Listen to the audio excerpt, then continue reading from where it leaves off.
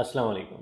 मेरा नाम है हारिस शाहिद। आप देख रहे हैं मेरा official YouTube channel travel tips with Haris Shahid. उम्मीद करता हूँ आप सब खैरियत से होंगे, ठीक ठाक होंगे।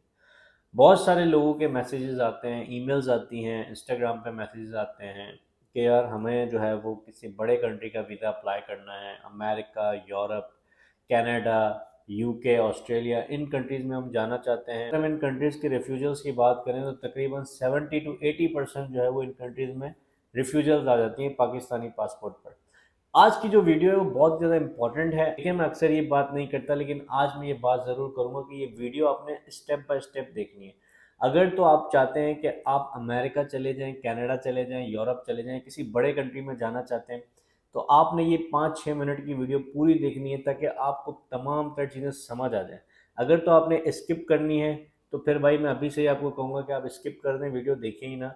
स्किप करेंगे तो इम्पोर्टेंट पार्ट हो सकता है आपसे मिस हो जाए, जिस वजह से वीडियो आपको समझ नहीं आएगी, कॉन्सेप्ट क्लियर नहीं होगा। आज की वीडियो में मैं आपको 2 ऐसे इंपॉर्टेंट चीज़ें बताऊँगा जिसकी बेसिस पे 100% गारंटी के साथ आपको वीज़ा मिलेगा। अगर ये 2 चीज़ें आपने प्रॉपर्ली कर ली, तो आपको जो है वो वीज़ा मिल जाएगा किसी भी कंट्री का। चाहे आप अमेरिका का लेना चाहें, कनाडा का या ऑस्ट्रेलिया का, यूके का, आपको वीज़ा मिल जाएगा। अब वो कौन से 2 काम हैं, वो तमाम तरह चीज़ें आज की वीडियो में डिटेल से बताऊँगा।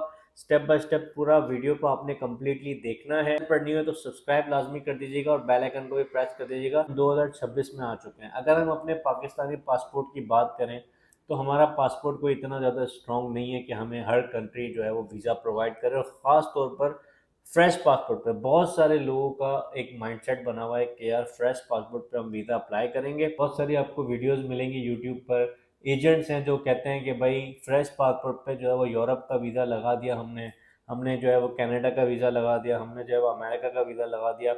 बेसिकली वो फ्रेश पासपोर्ट नहीं होता। वो जो पासपोर्ट आपको दिखा रहे होते हैं वो एक न्यू पासपोर्ट होता है। उससे पहले जिस पासपोर्ट में बहुत सारे वीज़ास लगे हुए होते हैं वो पासपोर्ट आपको नहीं दिखाते। आपको सिर्फ वही पासपोर्ट दिखाते हैं जो बिल्कुल ब्लैंक होता है। ज़ाहिर सी बात है, जब आप नया पासपोर्ट बनाते हैं, जब आपका पासपोर्ट एक्सपायर हो जाता है, तो वो नया पासपोर्ट होता है। उसमें वो आपको स्टिकर दिखाते हैं और ये पेजेस दिखा रहे होते हैं कि देखेंगे कुछ भी वीज़ा नहीं लगे हुए, या अमेरिका का वीज़ा हमने लगा दिया। तकरीबन ये वीडियोस फेक होती हैं। 100 में से 2 का अगर चले फ्रेश पासपोर्ट पे लग गया, हम मान लेते हैं, लेकिन हर किसी का फ्रेश पासपोर्ट पे वीज़ा नहीं लगता। मैं आपको एक 6 महीने का प्लान बताने वाला हूँ, 6 मंथ का। आज से आप ये चीज़ इम्प्लीमेंट कर लें। 6 महीने तक, अगले 6 महीने तक अगर आपने ये चीज़ कर ली जो मैं अभी आपको बताने वाला हूँ, तो आपको अमेरिका, कनाडा, ऑस्ट्रेलिया, यूके किसी भी कंट्री का वीज़ा इंशाल्लाह आपका रिजेक्ट नहीं होगा, ठीक है? अब सबसे पहला काम आपने क्या करना है, अब फॉर एग्जांपल आप बेसिकली करते क्या हैं? आप बिज़नेस करते हैं, आप जॉब करते हैं, आप स्टडी करते हैं, आप क्या करते हैं? पहले तो ये बड़ी चीज़ इंपॉर्टेंट है, ठीक है? मान लेते हैं कि आप जो है वो जॉब करते हैं। अगर आप जॉब करते हैं तो सबसे पहले तो आपके पास एक अपना अकाउंट होना चाहिए जिसे हम बैंक अकाउंट कहते हैं, ठीक है? करंट अकाउंट आपको खुलवाना है किसी अच्छी बैंक में। फॉर एग्जांपल आप अगर पाकिस्तान में हैं तो आपने एचबीएल में खुलवा लिया, या आपने मीज़ान बैंक में खुलवा लिया, XYZ जो भी बैंक में आप खुलवाना चाहें, बैंक अच्छी होनी चाहिए, उसमें आपने अपना अकाउंट खुलवाना है, ठीक है? Current account. अब आपको जो भी सैलरीज मिल रही है, ठीक है, आप जाहिर सी बात है जॉब कर रहे हैं, आपको 50,000 मिल रहे होंगे, लाख रुपए मिल रहे होंगे salary, 2 lakh, 10 lakh, what ever जो भी आपकी अमाउंट है, वो जो अमाउंट है वो आपको हर महीने आपको कंपनी से कहना है कि मुझे चेक बना कर दें मेरे अकाउंट पे, मेरे नाम पे।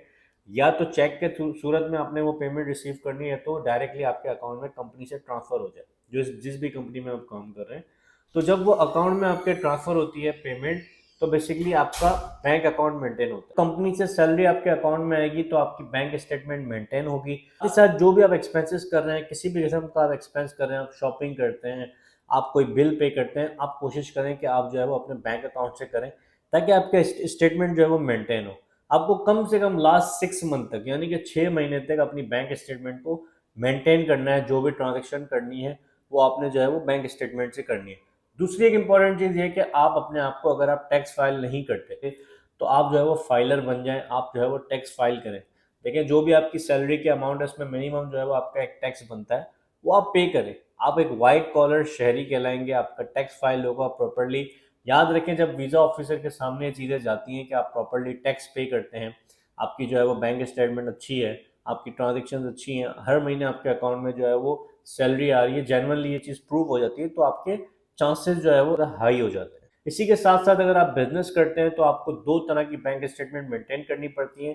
एक आपको अपना पर्सनल अकाउंट मेंटेन करना पड़ता है और दूसरा आपको कंपनी का अकाउंट। जो भी आपकी कंपनी से रिलेटेड ट्रांज़ैक्शंस होती हैं, यानी जो पेमेंट्स आपको रिसीव हो रही है, जो आप सेल्स कर रहे हैं, व्हाटएवर जो भी आपकी बिजनेस नेचर है उस हिसाब से आपके पास जो है ट्रांजैक्शन सारी आपकी कंपनी के अकाउंट में होनी चाहिए। जो आप अपने एक्सपेंसेस करें वो अपने पर्सनल एक्सपेंसेस यानी कि आप अपने पर्सनल अकाउंट से करें, और हर महीने आप ये कोशिश करें कि आप अपनी कंपनी के अकाउंट से जो भी सैलरी आप कंपनी से लेते हैं, आप लाख रुपए लेते हैं, आप 10 लाख रुपए लेते हैं, तो वो ट्रांजेक्शन आप करें अपने पर्सनल अकाउंट में, जिससे आपकी कंपनी की बैंक स्टेटमेंट और आपकी पर्सनल बैंक स्टेटमेंट दोनों चीज़ें प्रॉपर्ली मेंटेन हो। तो काम आपने करना है कि अपनी बैंक स्टेटमेंट को मेंटेन करना है। अगर आपकी बैंक स्टेटमेंट नहीं है तो आपकी कोई वैल्यू नहीं है, आपको कोई भी कंट्री वीज़ा प्रोवाइड नहीं करेगा। पहला स्टेप ये है कि आपका बैंक स्टेटमेंट होना चाहिए और आपका बैंक स्टेटमेंट मेंटेन होना चाहिए, क्लोजिंग बैलेंस अच्छा होना चाहिए, रनिंग बैंक स्टेटमेंट होना चाहिए, जिसकी बेसिस पे जो है वो आपको वीज़ा मिलता है। अब हम बात कर लेते हैं दूसरा वो कौन सा काम है जो बहुत ही इंपॉर्टेंट है, जो आपको 6 महीनों के अंदर आपने करना है। आपने अपनी ट्रैवल हिस्ट्री बनानी है। ट्रैवल हिस्ट्री आप कैसे बनाएंगे कि आपने छोटे छोटे कंट्रीज में ट्रैवल करना है। ज़रूरी नहीं है कि आप डायरेक्टली अमेरिका का वीज़ा अप्लाई करें, कनाडा का। पहले आपने छोटे छोटे कंट्रीज से स्टार्ट करना है। आपको ये चीज़ प्रूव करनी है कि आप एक जेन्युइन टूरिस्ट हैं। देखिए, जो भी बड़ा कंट्री है, अमेरिका, कनाडा, यूके, ये देखते हैं कि भाई आपकी क्या ट्रैवल हिस्ट्री है। आप पहले पाकिस्तान से कहाँ गए, आपने कहाँ पर ट्रैवल किया। आप कहीं पर भी नहीं गए और आप डायरेक्टली फ्रेश पासपोर्ट लेके पहुंच जाते हैं, उनको ये पता चल जाता है कि आपका इंटेंशन क्लियर है, आप जाएंगे और वापस नहीं आएंगे। आपने ये चीज़ प्रूव करनी है कि भाई पहले मैं मलेशिया गया, मैं फैमिली के साथ गया, या मैं इंडिविजुअल गया, फिर मैं थाईलैंड गया, फिर मैं सिंगापुर गया, मैं श्रीलंका गया, मैं अजरबैजान गया, मैं टर्की गया। देखिए, ये इन्वेस्टमेंट है। ये इन्वेस्टमेंट आपने अपने ऊपर करनी है। एक तो जब आप बाहर निकलते हैं पाकिस्तान से, तो आपको बहुत सारी चीज़ें एक्सप्लोर करने को मिलती हैं। एक ट्रैवल हिस्ट्री क्रिएट होती है, आपके पासपोर्ट पे स्टैंप लगते हैं। अगर आप मलेशिया जाते हैं, वहाँ पर अलग स्टैम्प लगता है, सिंगापुर पे अलग, थाईलैंड पे अलग, कुछ वीज़ास के स्टिकर आपके पासपोर्ट पे प्रिंट होते हैं। इसी तरीके से काफ़ी ऐसे कंट्रीज है जो आपको वीज़ा ऑन अराइवल प्रोवाइड करते हैं, जिसमें अजरबैजान को आपको अजरबैजान का वीज़ा ऑन अराइवल है, श्रीलंका का वीज़ा मिल जाता है आपको, मलेशिया, सिंगापुर, थाईलैंड, या आपको इजीली फॉरेस्ट कंट्रीज के आपको वीज़ा मिल जाते हैं। इसलिए आपने अपनी ट्रैवल हिस्ट्री बनानी है। छोटे छोटे कंट्रीज में ट्रैवल करने के बाद आपने स्टेप लेना है शेंजन का। आप शेंजन का वीज़ा अप्लाई करें, उसके बाद आप जो है वो यूके का अप्लाई करें, फिर आप अमेरिका का अप्लाई करें, कनाडा का अप्लाई करें। स्टेप बाय स्टेप आपको चलना पड़ेगा, आपको अपने ऊपर इन्वेस्टमेंट करनी पड़ेगी। आप एजेंट को पैसे देने से अच्छा है 10 लाख रुपए एजेंट को दें, वही 10 लाख रुपए आप अपने ऊपर लगा लें। अगर मैं आपको एक फॉरेस्ट टूर का पैकेज बताऊं तो तकरीबन आप मान के चलेंगे 4 से 5 लाख रुपए में आप 5 कंट्रीज कवर कर सकते हैं, जिसमें मलेशिया, सिंगापुर, थाईलैंड, श्रीलंका, ये सारे कंट्रीज आपके कवर हो जाते हैं तकरीबन 4, 4.5 या 5 लाख रुपए मैक्सिमम।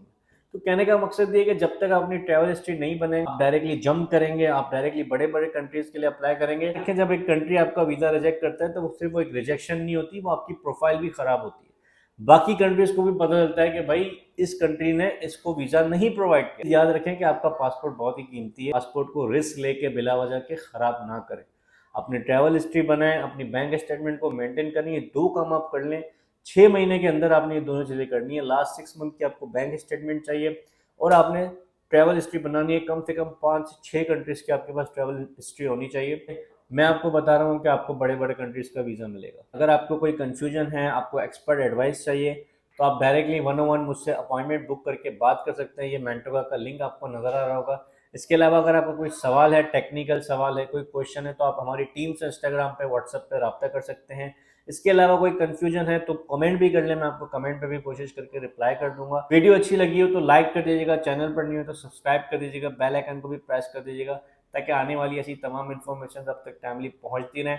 मैं मिलूंगा आपसे अगली वीडियो में कुछ न्यू इन्फॉर्मेशन के साथ। मुझे दीजिएगा इजाज़त। Thank you so much. अल्लाह हाफिज़।